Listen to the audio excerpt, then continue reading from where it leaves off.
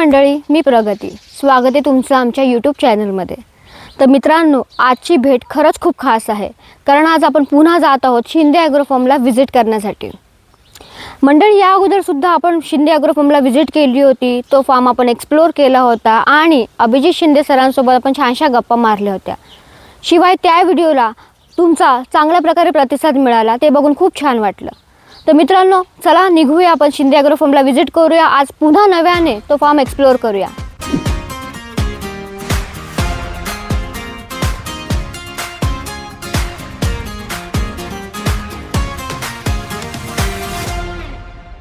मित्रांनो, काही क्षणातच आपण पोहोचतो आहे शिंदे ॲग्रो फार्मला. एकच गोष्ट मला सगळ्यांना सांगावीशी वाटते, ज्याला कोणालाही स्वतःचा बिझनेस चालू करायचा आहे, मग तो शेतीचा असो, पोल्ट्री बिझनेस असो, तर तुम्ही प्रत्यक्षात आहे ना अशा प्रकारच्या फार्मला व्हिजिट करणं खूप महत्त्वाचं आहे. काय होतं ना की आपल्याला 4 गोष्टी शिकायला मिळतात, त्यांचं नियोजन करायला मिळतं. त्यामुळे मी तर ठरवलं आहे यापुढे प्रत्येक फार्म असा व्हिजिट करायचा. मित्रांनो, तुम्ही कधी गावरान कोंबडीचा मॉल पाहिला आहे का? मी याला गावरान कोंबडीचा मॉल का म्हणते, कारण इथे आहेत वेगवेगळ्या प्रकारचे आणि जातीचे पक्षी.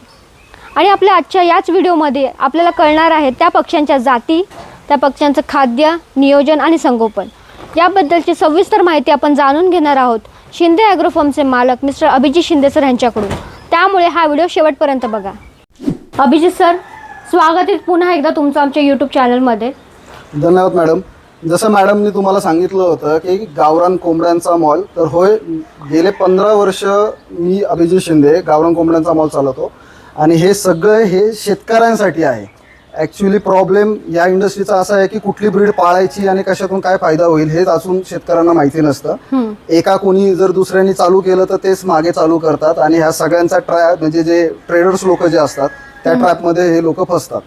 त्याच्यामुळे हे गेले 15 वर्ष मी काम करत होतो. मी स्वतः एका IT पार्कमध्ये ॲज अ मॅनेजर म्हणून काम करतोय आणि माझी आवड म्हणजे पॅशन जे आहे हेच मी इथे राबवतो आणि ह्याचाच फायदा आपण शेतकऱ्यांपर्यंत पोहोचवतो. अभिजित सर, लास्ट टाइम जेव्हा आम्ही आलो होतो तेव्हा तुमचा एक व्हिडिओ टाकला होता, तर त्या व्हिडिओला ना लोकांचा भरपूर प्रकारे प्रतिसाद मिळाला, खूप छान प्रकारे. पण इन डिटेल त्यांना माहिती हवी आहे. तर आता आपण आपल्या व्हिडिओला सुरुवात करूया. प्रत्येक जातीबद्दल, प्रत्येक पक्ष्यांबद्दल आम्हाला इन डिटेल माहिती द्या, म्हणजे आम्ही ती प्रेक्षकांपर्यंत पोहोचवू शकतो. नक्की आपण स्टार्ट करूयात. तुम्हाला मी पहिल्यांदा जे काही ब्रीड्स आहेत एक ब्रीड्स दाखवेल. त्याला लागणारे जे काही खाद्य असेल, पाणी असेल, किंवा त्याचं नियोजन कसं असेल, किंवा नक्की ही ब्रीड कोणी कशासाठी पाळली पाहिजे त्याचं इन डिटेल तुम्हाला मी सांगेल. जसं मॅडमने सांगितलं की गावरान कोंबड्यांचा मॉल, त्याच पद्धतीने सर्वात पहिली जी ब्रीड आहे ती आहे ब्लॅक ऑस्ट्रोलॉप. आता ब्लॅक ऑस्ट्रोलॉप ही ब्रीड आहे ना मूळची ऑस्ट्रेलियन ब्रीड आहे, पण आपल्या इकडे म्हणजे तिकडची गावरान कोंबडी तीच आपल्या इकडे आता भारत सरकारने सुद्धा डेव्हलप करून ती शेतकऱ्यांसाठी उपलब्ध केलेली आहे.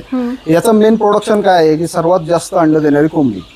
आता आम्ही जवळजवळ आमच्या फार्ममध्ये 330 अंडे या कोंबडीपासून घेतलेले आहेत. याचं अंड गावरान सारखं दिसतं, खायला गावरान, सगळं गावरान आहे. आणि मेन पर्पज याचा फक्त अंड्यांच्या प्रोडक्शनसाठी आहे. त्यामुळे जर कोणाला ब्लॅक ऑस्ट्रोलॉप किंवा अंड्यांचा बिझनेस ज्यांचा कोणाचा आहे आणि त्यांना अंडे विक्रीपासून जर फायदा होत असेल तर त्यांनी ब्लॅक ऑस्ट्रोलॉप ही ब्रीड तुम्ही सांभाळली पाहिजे त्या गोष्टीसाठी. म्हणजे तुम्ही म्हणताय ब्लॅक ऑस्ट्रोलॉप जे अंड येतं ते आतमधून कसं असतं आपल्याला नॉर्मल? पूर्णपणे गावरान, पूर्णपणे. कारण ब्लॅक ऑस्ट्रोलॉप म्हटल्यानंतर लोकांचा समज होतो, कन्सेप्ट होतं की काळ्या कलरचा अंडा असेल की काय, किंवा कडकनाथ वगैरे जे मध्ये झालं होतं की काळं अंड वगैरे वगैरे, तसं काही नाहीये.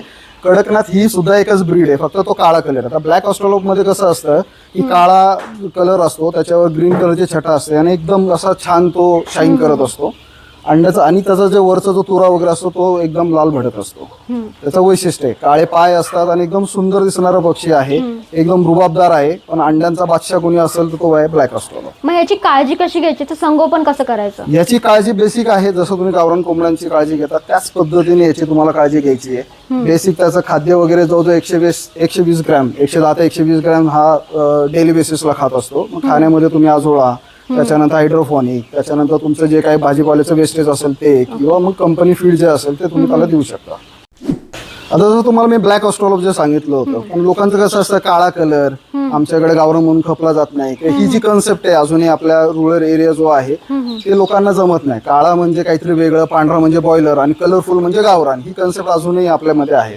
तर त्याच्यात भारत सरकारने डेव्हलप केलेली कावेरी म्हणून एक ब्रीड आहे. त्याच्याही अंड्यांचं प्रोडक्शन तुम्हाला 180 ते 220 वर्षाला देतं.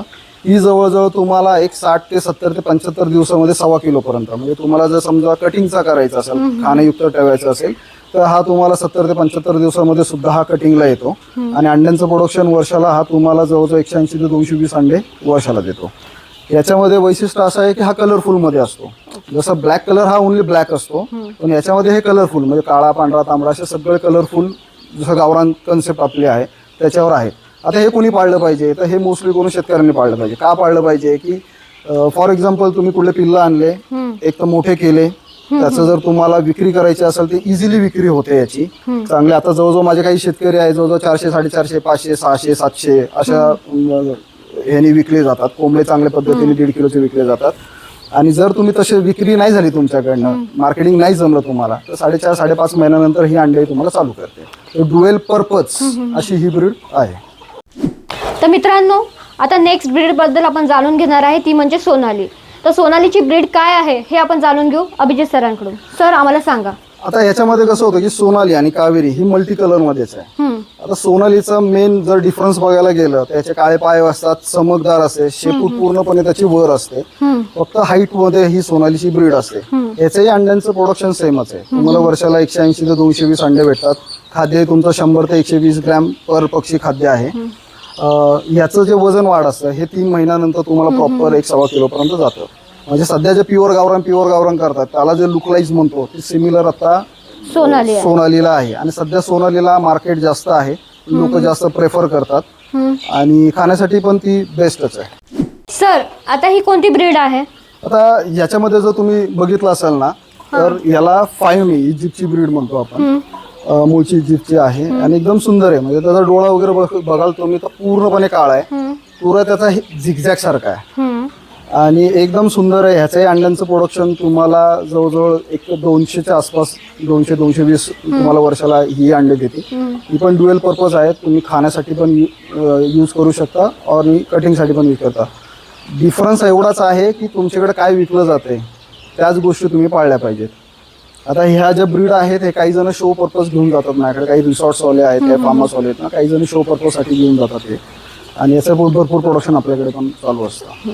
सर, एक क्युरियोसिटीसाठी विचारते. ऍक्च्युली आपण सोनालीचा जो आपण एक बॅनर बघितला त्यामध्ये दिसणारा पक्षी आणि हा फायोमी हा सेमच दिसतो. मग हा पण हे कसं ओळखायचं? कारण ह्याचे पण पाय काळेच आहेत, फक्त तुऱ्यामध्ये याचा फरक आहे. तुरा, याचे डोळे आणि ह्याचं जे बॉडीवरचे जे म्हणजे पीस जे आहेत ह्याच्यामध्ये तुम्हाला मल्टी कलर मध्ये दिसेल. ह्याच्यामध्ये तुम्हाला एकच व्हाईट आणि ब्लॅक डॉटचा जो आहे तोच कॉम्बिनेशन आहे. त्याच्यामध्ये डिफरन्स आहे.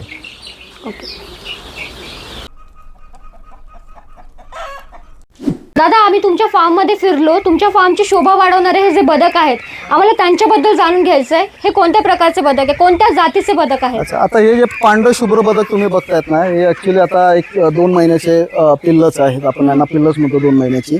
याला म्हणतात अमेरिकन व्हाईट पेकिंगचे डक्स. हे पूर्णपणे कापसासारखे व्हाईट असतात, पूर्ण पांढरे शुभ्र असतात. आता हे कशासाठी यूज केले जातात की आपण म्हणतो बदकाचं काम काय, त्याला पाणी लागत असेल तर ह्याला पाणी एवढं लागत नाही. एक छोटासा पॉन्ड जरी तुम्ही केला, एक दिवसभर त्यांना थोडंसं फ्रेश होण्यासाठी पाणी तुम्ही देऊ शकता. ह्याचं खाणं वगैरे जे असेल, जे कोंबड्यांना तुम्ही टाकता ते टाकू शकता. घरातलं वेस्टेज जे असेल ते वेस्टेज तुम्ही देऊ शकता. त्याच्यानंतर तुमच्याकडे फळझाडं वगैरे जे काय असेल ना ते सुद्धा तुम्ही त्याला देऊ शकता. आणि कोंबड्यांचं जे खाद्य ते इथे खातात. आणि यामध्ये नर आणि मादी कसं आपण ओळखणार? त्याच्या आवाजावरनं ओळखलं जातं. डबल आवाज आणि सिंगल आवाज याच्यावरनं नर मादीचं कॉम्बिनेशन आम्हाला कळतं. आम्ही देतानाही शेतकऱ्यांना नर मादीचं कॉम्बिनेशन देतो. जर चुकून माकून आमच्याकडेही नर मादी न जाता नर गेले किंवा मादी झाले तर आपण त्या गोष्टीला आपण रिप्लेसमेंट करून देत असतो. पण हे तुमच्या फार्ममध्ये असले पाहिजे. याचं एक छान वैशिष्ट्य असं आहे की तुमचा फार्मचा सिक्युरिटी गार्ड जो असतो ना त्याचं हे काम करतो. याचा आवाज तुम्ही बघितला असेल, व्हायब्रेशन एक क्वॅक क्वॅक क्वॅक क्वॅक व्हायब्रेशन आहे. आता याचं ज्यावेळेस तुमचा जो काही सराउंडिंग शेड असेल त्याच्यामध्ये कंटिन्युअस हा क्वॅक क्वॅक करत जर राहिला तर तुमचं मुंगूस म्हणा किंवा तुमचं जे काही कुठलाही जो घातक तुमच्या ह्याला शेडला असणार आहे ना तो तुमचा कुठलाही प्राणी असेल तो येत नाही. आणि तुमच्या फार्मचा एक शोभा वाढतो छान. इथे आता हे मी लॉन वगैरे केलं माझ्यासाठी, त्यामुळे इथे आम्ही निवांत बसलो की यांचं फिरण्याचं काम, इथे बसणं वगैरे. आपल्या फार्म मध्ये थोडंसं एक छान पण वाटलं पाहिजे. तर त्याच्यासाठी तुम्ही व्हाईट पेकिंगचे बदक पाळले पाहिजे.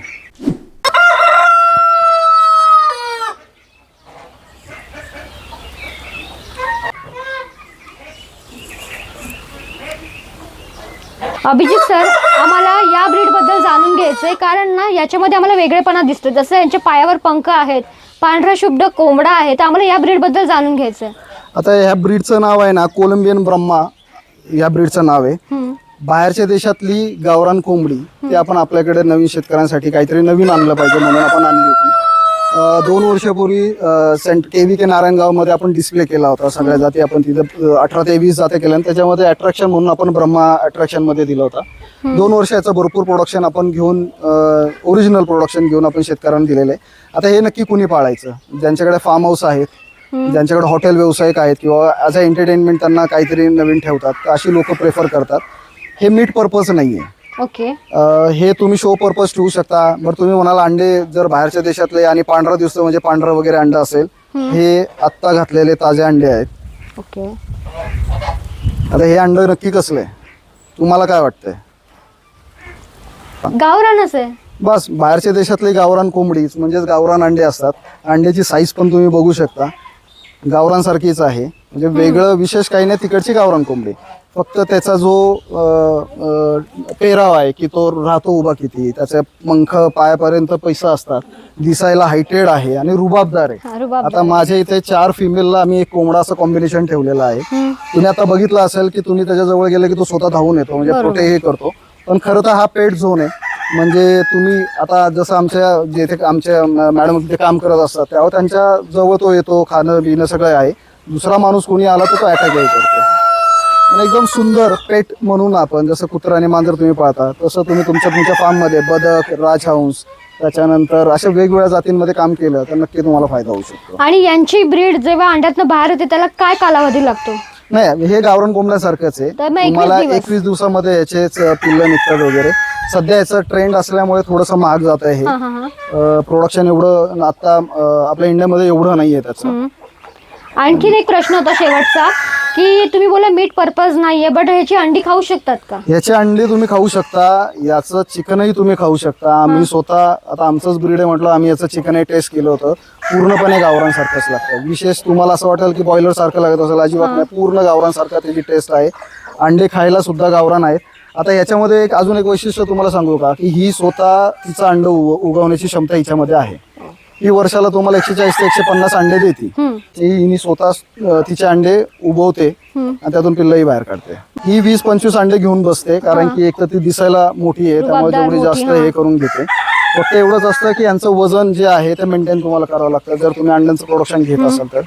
ही जवळजवळ तुम्हाला 120 ते 130 ग्रॅम पर डेचा खाती. तिचं खाद्य जास्त आहे, तिच्या जसं तिचं वय आहे किंवा तसं ती राहते, तिचं वजन आहे त्या पद्धतीने. मग याची काळजी कशी घ्यायची? समजा आपल्या कोणी शेतकरी मित्राने जर का हे घेतली ब्रीड, तर त्याची काळजी कशी घ्यायची? खाण्यापिण्याची काळजी कसं? तुम्ही म्हटलं त्यांचं डाएट मेंटेन करावं लागतं. नाही, याचं डाएट असं काही नाहीये. जे तुम्ही घरगुती खायला टाकता, म्हणजे तुम्ही हॉटेल वेस्टेज सुद्धा हे खातात, तुमचं भात, शिळा भात, जे काय तुमचं भाजीपाला असेल ते सुद्धा हे खातात.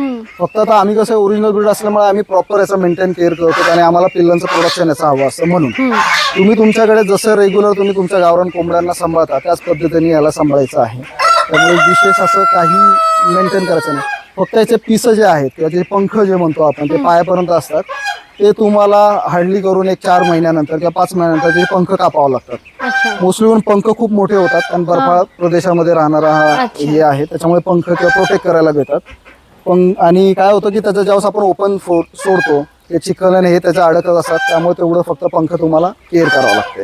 अदरवाईज नक्की कोणी म्हणजे आता भरपूर मागणी आहे. मी भरपूर हॉटेल व्यावसायिक, फार्म हाऊस, रिसॉर्ट्स भरपूर जणांनी माझ्याकडनं घेऊन गेलेले आहेत. मी शेतकऱ्यांना म्हणेल की एकाच ब्रीडमध्ये काम नाही करायचं. तुम्ही एकदा ऊस घेता आणि दुसरं काहीतरी शेजारी मका पण लावता, मग तुम्ही काहीतरी हे पण करता. जसं आपण शेतीमध्ये वेगवेगळे भाज्या घेतो तसंच तुम्ही साईड बिझनेस म्हणून कोंबड्यांमध्ये पण वेगवेगळ्या जाती पाळल्या पाहिजेत, जेणेकरून तुम्हाला प्रत्येकाचं वेगवेगळं उत्पन्न भेटत राहतं. सर, अजून आम्हाला एक प्रश्न आहे. समजा आपल्याला कळणार कसं की हा पक्षी आजारी पडलाय, त्याला कसं ओळखायचं? पक्षी कुठलाही असू देत, कावेरी, सोनाली, ब्लॅक होस्टर, एव्हरीथिंग, कुठलाही पक्षी असू देत, आजारी का पडतो माहितीये? तुमच्या चुकीमुळे पडतो. शेवटी पक्षी आपण सांभाळतो, त्याला पाणी तुम्ही देता. पाणी आपण नॉर्मल टेम्परेचर द्यायला पाहिजे. आपण ते थंड पाणी देतो किंवा दिवसभर आपण भरून ठेवतो आणि दुसऱ्या दिवशी आपण पाणी चेंज करतो. तर सराउंडिंगचं जे काही वेदर कंडिशन्स असल्यामुळे पक्षीचं जे भांड्यातलं जे पाणी आहे ते पूर्णपणे चिल्ड आणि थंड होतं. गार पाणी पिल्यानंतर जसे आपल्याला सर्दी होते त्याच पद्धतीनं सर्दी होते. त्यामुळे काही गोष्टी आपल्या चुकीमुळे होतं. आपण स्वच्छता करत नाही, त्याच्यामुळे अमोनिया गॅस त्यातला बाहेर निघत नाही, त्याच्यामुळे पक्ष्यांच्या डोळ्याला त्रास होत असतो. त्यामुळे रोजची स्वच्छता, गॅस बाहेर काढणे, पाणी स्वच्छ 2 टाइम ठेवणे, एवढं जर केलं तर पक्षी आजारी पडत नाही. पण इनकेस जरी आजारी पडला तर पक्षी एका जागेवर आहे ना शांत बसलेला असतो. मग तुम्हाला ते समजलं पाहिजे की चूक काय झाली. पाणी चेक करणे, एकतर त्याच्यानंतर स्वच्छता बघणे, गॅस झालाय का, आणि मग त्याला ट्रीटमेंट आहे ती पद्धतीने जे आहे की आपण म्हणजे त्याला आपण औषध देऊ शकतो खाणे वाटे. लगेच तुम्हाला जर कळलं काहीतरी पक्षी वेगळा दिसतोय म्हणजे काहीतरी आजार आलेला आहे तर तो आजार पहिले शोधा, तो का झाला ते शोधा. ट्रीटमेंट लगेच आपण चालू करणारच आहोत, पण जर तुम्ही ट्रीटमेंट जरी चालू केली आणि जर प्रॉब्लेम तुमच्या शेडमध्ये अस्वच्छता असेल आणि पाणीच असेल तर तो कितीही ट्रीटमेंट केली तो पक्षी आहे परत मरणारच आहे. त्यामुळे मेन आहे स्वच्छता, दुसरं मेन आहे तुमचं पाणी द्यायचं, स्वच्छ पाणी आणि स्वच्छ खाणं. आता माझे पक्षी बघत असाल तर सगळीकडे बाहेर जे बघताय तुम्ही, बदक फिरतायत, कोंबड्या फिरतायत, सगळं हॅपीली फिरतात. त्यांना त्यांची स्पेस दिली तर ते तुम्हाला जास्त पद्धतीने अंडे देणार आहेत आणि त्या अंड्यांमधनच तुम्हाला जास्त फायदा होणार आहे. त्यामुळे तुम्हाला त्यांची एक स्पेसिफिक स्पेस, त्यांचं खाणं आणि हे पिणं मेंटेन करावं लागणार आहे. दादा आता आम्हाला उत्सुकता आहे या पक्षाबद्दल जाणून घ्यायची. आता हा आहे ना राजहंस आहे. राजहंस म्हणजे फार्म सिक्युरिटी गार्ड जो म्हणतो, फ्री ऑफ कॉस्ट मध्ये की तुमच्याकडे खातो पितो तुमचं सगळं संरक्षण करतो, तसं हा सिक्युरिटी गार्ड आहे. याचंही खाद्य जे काही तुम्ही रेग्युलर कोंबड्यांना जे देतात त्याचंच खाद्य आहे. याचं काम एकच आहे की तू सिक्युरिटी करतो, म्हणजे तुमच्या इकडे साप, विंचू, मुंगूस ह्या ज्या गोष्टी आहेत ते येणार नाही. दुसरा त्याचा आवाज जर तुम्ही घेतला असेल तर खूप जास्त आहे. फॉर एक्झाम्पल आता ह्या ओपन शेड मध्ये मी ठेवलाय, इकडे साप आला किंवा कोणी माणूस एक्स्ट्रा जरी आला तर त्याच्यावर तो धावून जातो की आरडाओरडा करतो. म्हणजे तुम्हाला अलर्ट होतो की काहीतरी बॅक साईडला तुमचं जे काही शेड असेल तिथे काहीतरी कोणीतरी आलंय किंवा काही मुंगूस आलंय किंवा काही आलंय. तर त्याच्या आवाजामुळे हा अलर्टनेस तयार होतो, म्हणून आम्ही याला फार्मचा सीसीटीव्ही किंवा फार्मचा सिक्युरिटी गार्ड असं याला नाव ठेवलेलं आहे. बरं, याचं वय साधारणतः किती असेल? हा मोस्टली करून 5 ते 6 महिन्याचा आता झालेला आहे. आता लेईंग मध्ये येईल तो, अजून 1-1.5 महिन्यामध्ये त्याच्या अंड्यांचं प्रोडक्शन चालू होईल. अच्छा, म्हणजे आपण ह्यांचं पण अंड्याचं प्रोडक्शन आहे आणि अंड्याचं आपण यांना करू, याच्यातून पिल्ल वगैरे काढतो आपण. जे बदक आता तुम्ही आधी बघितले होते त्याच्या अंड्यांमध्ये प्रोटीन 9% वगैरे सर्वात जास्त असतं, त्यामुळे बदकाची अंडी लोक प्रेफर करतात खाण्यासाठी. तसंच याचं अंड प्रेफर नाही करत, अंडे साईज मोठी असते. बरं, यांच्या अंड्यातनं पिल्ल बाहेर येण्याला 21 दिवसाचा काळ लागतो का किती? नाही, यांचं पिल्लू जर काढायचं असेल तर तुम्हाला 40 ते 42 दिवस याचे लागतात अंड्यापासून पिल्लू तयार होण्यासाठी. त्याचा कालावधी 40 दिवसाचा. कोंबडीचं तुम्हाला 21 दिवसामध्ये पिल्लं निघतात. बदक किंवा राजहंस हे असेल तुम्हाला जवळजवळ 38 ते 40 दिवस घेतात. अभिजित सर, आता आम्ही तुमच्याकडून तुमच्या या मॉल मधून कावेरी जातीची 1 महिन्याची पिल्लं घेऊन जात आहोत, पण मला थोडे प्रश्न आहेत की त्यांचं संगोपन कसं करायचं. आता 1 महिन्याचे पिल्लं जरी तुम्ही माझ्या ब्रुडिंग हाऊस मधनं तुमच्याकडे घेऊन जाणार असाल तर जसं माझ्या इथे वातावरण आहे, जसं मी त्यांना लाईटची सोय केलेली आहे, त्यांचं खाद्य आहे, पाणी आहे, तर ह्याचं नियोजन तंतोतंत तुमच्याकडे रिफ्लेक्ट झालं पाहिजे. आता तुमचं जे काही जी काही रूम असणार आहे ज्याच्यासाठी केलं असणार आहे तिथं तुम्ही पहिल्यांदा तूस टाकायचं. तूस म्हणजे भाताची साळ असते, ते जवळजवळ तुमचे हे 2 पेर असतात, एवढी साळ तुम्हाला टाकायची. आणि पक्षी कसा असतो, 1 महिन्याचा जरी असला की तो लहान असतो आणि खालची जो आपला फ्लोर असतो किंवा स्लॅब असतो हा थंड असतो. पक्ष्याचा मॅक्झिमम 60% पक्ष्याचा जो भाग आहे तो जमिनीला समतोल असतो, त्याच्यामुळे आपण तूस हे खाली जास्त टाकलं पाहिजे, जेणेकरून खालनंही त्यांना ऊब लागेल. आणि वरनं तुम्हाला हॅलोजन म्हणा किंवा तुमच्या इथे काही बल्ब असेल, बल्ब म्हणा किंवा कॉईल असेल तर याची तुम्हाला ते रूम टेम्परेचर करावं लागतं.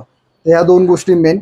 खाद्य आणि पाणी हे जसं मी तुम्हाला नियोजन मगाशी सांगितलं होतं की किती खाद्य आता 80 ग्रॅम तुम्हाला द्यायचं किंवा 70 ग्रॅम तुम्हाला द्यायचं, त्या हिशोबाने 2 टाइम तुम्हाला खाद्य द्यायचंय. एक सकाळी 8 वाजता, एक संध्याकाळी 5 वाजता तुम्हाला 2 टाइम त्यांना खाद्य द्यायचंय. आता तुम्ही जवळजवळ 150 कावेरी जातीच्या कोंबड्या माझ्याकडनं घेऊन चाललाय, तर खाद्याचं मेन नियोजन आहे. काही जण काय करतात की फक्त 4च किंवा 2च भांडे ठेवतात, पण तुमच्याकडे 150 पक्षी आहेत, तर तुमचे खाद्याचे भांडे किती असले पाहिजे? जवळजवळ 6 ते 8 खाद्याचे भांडे पाहिजेत. तुम्ही म्हणाल की 8 खाद्याचे भांडे म्हणजे एवढं खायला घालायचंय का? नाही, खायला तुम्हाला जेवढं त्याचं खाद्य आहे 40 ग्रॅम 50 ग्रॅम एका कोंबड्याचं किंवा कोंबडीचं, तर तेवढंच तुम्हाला फक्त ते डिस्ट्रीब्यूट करायचंय. फॉर एक्झाम्पल 1 किलो किंवा 1.5 किलो तुम्हाला सकाळी खायला घालायचं, तर ते 6 ते 8 भांड्यांमध्ये तुम्हाला डिस्ट्रीब्यूट करायचं, जेणेकरून प्रत्येक पक्षाला खायला भेटेल. आता तुम्ही एक गोष्ट बघितली असाल की पक्षी एकमेकांना चोच मारतो म्हणून लोक चोच कट वगैरे करतात, ही चुकीची पद्धत आहे. मी गेले 15 वर्ष काम करतोय की मी एकाही कोंबडीचं चोच कट केली नाहीये. चोच का कट करतात तर पक्षाला तुम्ही दोन भांड्यांमध्ये जास्त पक्ष्यांना खायला घालता, त्यांची भांडणं होते. तुमचं हवा बंद शेड असल्यामुळे त्यांना हवा लागत नाही, त्याच्यामुळे त्यांची चिडचिड वाढते आणि ते एकमेकांना खातात. मग हा फक्त एक समज आहे की 1 दिवसाचं पिल्लू घ्या किंवा 10 दिवसाचं पिल्लू घ्या, जे एकमेकांना चोच मारून त्यांचा जीव घेतात किंवा ते पिल्लं मरतात, तर त्यासाठी आम्ही पण ऐकलं होतं की त्यांना मशीन घेऊन ते चोची जाळतात. अजिबात चुकीचं आहे, एकदम चुकीचं आहे. आता हे कोण करतात, ज्यांचं कमर्शियल लेवल आहे की त्यांना फक्त कटिंग ग्लास माल 1-2-2.5 महिन्यातच काढायचं, तर ही लोक करतात जागा कमी जागेमध्ये जास्त माल भरणे. अच्छा. तर आपण जर तुम्हाला नॅचरली गावरान, आपण जे म्हणतो की आपल्याला गावरान कोंबड्यांचा मॉल करायचा किंवा गावरान कोंबड्या सांभाळायच्या खाण्यासाठी आपल्या लहान मुलांसाठी, तर चोच वगैरे अजिबात कट करायची गरज नसते. फक्त त्यांना खाणं पिणं आणि व्हेंटिलेशनसाठी त्यांची रूम जर तुम्ही दिली तर उत्तम पद्धतीने अंड्याचं प्रोडक्शनही तुम्हाला, ज्याचं बेसिक अंड जे आम्ही म्हणतो 120 ते 220 अंडे ही ब्रीड देते, तर ते मॅक्झिमम 250 पर्यंत अंडे देते. सर अजून एक प्रश्न माझा असा होता की मी ऐकलं होतं जसं की ऑनलाईन सगळं सांगतात की कोंबडीची इम्युनिटी पॉवर वाढण्यासाठी तिला गुळाचं पाणी देतात, तर हे कितपत खरं आहे? नाही, गुळाचं पाणी देतोच, कारण आपण उन्हाळा वगैरे असेल तर आपल्या आधीच्या काळामध्ये की गुळ आणि शेंगदाणे आपण पहिल्यांदा आपल्याला ते खायला देतात. त्याने फक्त आपलं स्ट्रेस लेवल जो असतो, बाहेरनं ताण आलेला असतो ना, तो कमी होतो. इम्युनिटी बुस्टर नाही म्हणत आपण, पण त्याच्या शरीरामधला जो ताण असतो, आता फॉर एक्झाम्पल तुम्ही माझ्याकडनं पक्षी घेऊन जाणार आहेत, तर तुमचं इथलं शेड, तुमचं पाणी, तुमचं खाद्य किंवा त्यातला मॅनपॉवर जो कोणी काम करणार आहे तो त्याच्यासाठी अनोळखी असणार आहे. तो शिफ्टिंग आणि ट्रान्सपोर्ट झाल्यामुळे तो स्ट्रेस मध्ये जातो, तर स्ट्रेस रिलीफ करण्यासाठी आपण स्टार्टिंगला गुळ पाणी वगैरे देतो आणि नंतर बाकीचे जे विटॅमिन्स आहेत ते तुम्हाला सांगितलं त्या पद्धतीने तुम्ही देऊ शकता त्यांना. अजून एक लास्ट माझा प्रश्न असा आहे दादा, की ज्याला कोणाला हा बिझनेस चालू करायचा आहे, जो काय आपला नवीन शेतकरी असेल, त्याला हा नवीन व्यवसाय चालू करायचा आहे, तर त्याने काय काळजी घ्यावी आणि कशी सुरुवात करावी? पहिली गोष्ट तुम्हाला सांगू का, की गेले 15 वर्ष मी जवळजवळ 5,000 ते 10,000 शेतकऱ्यांना उभं केलेलं आहे. हा काय माझा अभिमान नाहीये, कारण मी फक्त शेतकऱ्यांसाठी काम करतो की त्यांनी मालक व्हावं, त्यांना 2 पैसे भेटले पाहिजे. माझ्याकडे जो उद्योजक आहे तो 6 वर्षाचा आहे. 6 वर्षापासून तर 80 वर्षापर्यंतचे माझे हे उद्योजक आहेत. तुम्ही मला 6 वर्षाचा कसं, आता माझ्याकडे हे जे व्हिडिओज आहेत रील बघून खूप मुलं त्यांच्या आई वडिलांना हट्ट करून इकडे आलेले आहेत आणि त्यांनी छोटंसं केलेले आहेत. आता लहान मुलांना काय होतं की मोबाईल पासून थोडंसं दूर त्यांना जी आवड आहे, मग त्यांना जर कोंबडी पालन त्यांनी केलेले आहेत, काही गावाकडचे माझी मुलं आहेत 6 वर्षाची, त्यांना छोटंसं शेड वगैरे करून दिले, त्यांना खायला देणे, पाणी देणे, त्याचं अंड्यांचं प्रोडक्शन म्हणजे त्यांची इम्युनिटी पॉवर बूस्ट होणार आहे. आणि त्यांना थोडंसं आत्तापासूनच काहीतरी उद्योजक बनण्याचे धडे जर छोटे दिले तर आता त्यातून काय त्यांना एवढा फायदा होणार नाहीये. कोंबडी कशी सांभाळायची, त्याला खायला किती लागते, पण त्याचा अंड्याचं जो काही उत्पन्न येणार त्याचा जो आनंद आहे आणि त्याचा जे त्याच्या शरीराला खायला भेटल्यानंतर त्याची इम्युनिटी बूस्ट होणार आहे, तर त्या पद्धतीने माझा तोही ग्राहक वर्ग आहे. काही जे आहे ते कमर्शियल लेवलला आहेत, ज्यांचं ऑलरेडी अंड्यांची मागणी भरपूर आहे त्या लोकांना, त्यांच्यासाठी आपण ब्रीड सिलेक्शन देतो. म्हणजे जसं तुम्ही बघितलं की माझ्याकडे भरपूर ब्रीड आहेत, पण सगळ्याच ब्रीड आपण प्रत्येकाला देत बसत नाही की तुम्हाला ही ब्रीड तुम्ही हीच पाळा वगैरे. तुमची इथे काय विकलं जाणार आहे, तुम्हाला अंडे विकायचे तर तुम्ही अंड्यासाठी ब्रीड करा, तुम्हाला dual purpose, chicken purpose, cutting purpose असं असेल तर तुम्ही ही ब्रीड करा. त्यामुळे आम्ही जे ट्रेनिंग सेशन घेतो त्या ट्रेनिंग सेशन मध्ये ब्रीड सिलेक्शन खूप इम्पॉर्टंट आहे. ते झाल्यानंतर मग तुमचं नियोजन असं शेड नियोजन, ते झाल्यानंतर तुमचं मार्केटिंग. आता इथे कसं झालंय की सगळ्यांना सगळं उगवता येतं. शेतकरी असा माणूस आहे ना, त्याला तुम्ही काही द्या तो सगळं काही करू शकतो. त्यालाच आपण एक जे माझं जे मॉडेल आहे अभिजित शिंदे, आम्ही फार्मिंग मॉडेल जे उभं केलेलं आहे की वेगवेगळ्या जातींमध्ये तुम्ही काम केलं पाहिजे. प्रत्येकाचं प्रोडक्शन वेगवेगळं असल्यामुळे तुम्हाला मागणी प्रत्येकाची वेगवेगळी भेटत असते. आता जे काही माझ्याकडनं लोक घेऊन जातात त्यांना मी सजेशन तेच देतो की तुम्ही 4 ते 5 कंपार्टमेंट करा. तुम्हाला 1000 पक्षी टाकायचे आहेत ना, 1000 टाका, पण वेगवेगळ्या जातीचे टाका, 500चे कॉम्बिनेशन, जेणेकरून प्रत्येकाची मागणी वेगळी आहे, प्रत्येकाचा रेट वेगळा आहे आणि त्याचा फायदा तुम्हाला जास्त होतो. आणि जे सर आपण मागचा जो व्हिडिओ आपण रिलीज केला होता ना, त्यामध्ये भरपूर प्रेक्षकांनी मागणी केली होती की त्यांना तुमच्या फार्मचा ऍड्रेस हवा आहे, किंवा आपण ऍड्रेस दिला पण त्यांना असा प्रश्न होता की आम्हाला त्या फार्मला व्हिजिट करता येते की नाही, किंवा तुमच्यापर्यंत तुमच्या चॅनल पर्यंत कसं पोहोचायचं ते थोडक्यात आम्हाला सांगा. आता पहिली गोष्ट तर मी प्रत्येक सोशल मीडियावर गेले 15 वर्ष ऍक्टिव्ह आहे, जिथं इंस्टाग्राम, फेसबुक तुमचं सगळ्याच्यात. त्यात शिंदे ॲग्रो फार्म करंदी, शिक्रापूर हे लोकेशन टाकलं की तुम्हाला लोकेशन येईल. पण मोस्टली करून सॅटर्डे संडेज फक्त व्हिजिटिंग आपण अलाउड करत असतो, कारण की माझ्याकडे भरपूर दर महिन्याला माझ्याकडे 4 ते 5 हजार वेगवेगळ्या जातीचे पक्षी असतात. त्यांचं ऑलरेडी बुकिंग झालेलं असतं. त्यामुळे रोज गर्दी मी पक्ष्यांना डिस्टर्ब होऊ नये म्हणून फक्त सॅटर्डे संडेज तो फार्म मी ओपन ठेवतो व्हिजिटर्सला हे करण्यासाठी. तुम्ही जर माझ्या युट्यूबला जर गेला तर युट्यूबलाही मी भरपूर इन्फॉर्मेशन, जसं आज तुम्ही माझा व्हिडिओ घेतला तुमच्या चॅनलसाठी, तसं मी भरपूर छोटे जे काही गोष्टी असतात जे आपल्याला या व्हिडिओमध्ये कव्हर करता नाही आले, की तूस कसं टाकायचं किंवा कळीचा चुना कसा मारायचा किंवा पहिलं जे नियोजन असतं एका दिवसापासून तर एका महिन्यापर्यंत पक्ष्यांना कसं सांभाळायचं, त्याचे व्हिडिओ मी शूट त्या माझ्या युट्यूब चॅनलला आहे. त्याच्यानंतर इंस्टाग्रामलाही व्हिडिओ असतात. त्यामुळे प्रत्येक सोशल साईट्सवर आपले जे काही बुकिंग असतं तर every Saturday Sunday visiting allowed असते, पण तुम्हाला फोन करून यावं लागेल. आता काय होतं की मी नंबर का देत नाही, आता तुम्ही म्हटलं होतं की मागे आपला तुम्ही नंबर का नाही शेअर करत, की एका नंबरला 4 जण फोन करतात, ते 4 जणांना तो नंबर लागत नाही. तर मी सजेस्ट तेच करतो की तुम्ही व्हॉट्सअप करा. व्हॉट्सअपमध्ये तुम्हाला काय हवंय किंवा तुम्हाला 1 दिवसाचा पिल्ला हवंय, 1 महिन्याच्या हवेत किंवा तुम्हाला रेट्स हवे असेल, तुम्ही व्हॉट्सअपवर जर माझ्याशी डिस्कस केलं तर त्याच्यावर तुम्हाला फास्टमध्ये रिप्लाय भेटून जातो आणि मग त्याच्या पुढे आपलं कम्युनिकेशन, तुम्हाला लोकेशन किंवा तुमचं बुकिंग घेतलं जातं. सर फक्त शेवटचा प्रश्न, या फार्म व्हिजिटला बघण्यासाठी किंवा फिरण्यासाठी काय चार्जेस आहेत का? 100% चार्जेस आहे. कुठलीही गोष्ट फुकट कोणालाही फायदा झालेला नसतो. जर तुम्ही जर मालाकडे इथे जर एक 100 रुपये 200 रुपये किंवा 500 रुपये जर फी देत असाल तर तेवढं तुम्ही डेस्परेटली या सगळ्या गोष्टी बघता, त्याची माहिती इन्फॉर्मेशन घेता. जेवढं आम्ही आमच्या तिळपोटीने सगळ्या गोष्टी आम्ही सांगतो की कसं करायचं काय करायचं, त्याचं व्हॅल्युएशन कुठेतरी झालं पाहिजे. त्याच्यासाठी आपण फार्म व्हिजिटिंगचे चार्जेस ठेवले असतात. नॉर्मली चार्जेस 100 रुपये असतात, त्यात फक्त तुम्हाला फार्म व्हिजिटिंग कुठल्या जाती तेवढं बाहेर वाटतात. आणि सॅटर्डे संडे जे मी स्वतः तिथे असतो, म्हणजे तुमचा जो प्रोजेक्ट असतो तो कसा सांभाळायचा आहे, त्याला काय करायचंय, ब्रीड कुठली सिलेक्शन करायचंय, मार्केट कुठे आहे, तुम्ही पुढे विकू शकता, ते सगळं इन्फॉर्मेशन जेव्हा मी सॅटर्डे संडे देतो त्याला आपण 1,500 रुपये पर चार्जेस करतो. तर मित्रांनो, आज आपण पुन्हा शिंदे ॲग्रो फार्म मध्ये व्हिजिट केली, फार्म पूर्ण एक्सप्लोअर केला, पुन्हा अभिजित सरांना भेटलो, खूप छान वाटला, एक्सपिरियन्स खूप चांगला होता, खूप काही नवीन शिकायला मिळालं. अभिजित सर तुमचं खूप थँक्यू. तुम्ही आम्हाला खूप चांगल्या प्रकारे आम्हाला प्रत्येक एक गोष्ट समजवली आणि आज डिटेलमध्ये पूर्ण माहिती दिली. त्याचा फायदा नक्कीच आमच्या मित्रवर्गाला होईल. धन्यवाद. नक्कीच, थँक्यू सो मच. पण अजून एक मी तुम्हाला सजेस्ट करेल, मॅडमचाही युट्यूब चॅनल आहे, तुम्ही त्यालाही, मॅडमचं मी एक बघितलेलं आहे की तुम्ही जे काही शेतकरी आहेत त्यांच्यासाठी चांगलं काम करत आहात, की कुठल्याही म्हणजे आज कुक्कुटपालनाचा तुम्ही एक भाग घेतला होता की नक्की काय तुम्ही पाळायला पाहिजे, कसं पाळायला ते डिटेल तुम्ही देत असता. तुमच्या शेताच्याही मी व्हिडिओज बघितले होते की कुठल्या भाजी कशी हे करायची किंवा कोबी कशी करायची, तर त्या भरपूर कंटेंट मॅडमच्याही चॅनलवर असतात. तर नक्की मॅडमच्या चॅनललाही सबस्क्राईब करा आणि नक्की शिंदे ॲग्रो फार्मलाही तुम्ही व्हिजिट करा. धन्यवाद. कुक्कुटपालन शेती शेतकऱ्याची नवी वाट, मेहनतीच्या जोरावर मिळते यशाची साथ. कुक्कुटपालन शेती शेतकऱ्याची नवी वाट, मेहनतीच्या जोरावर मिळते यशाची साथ.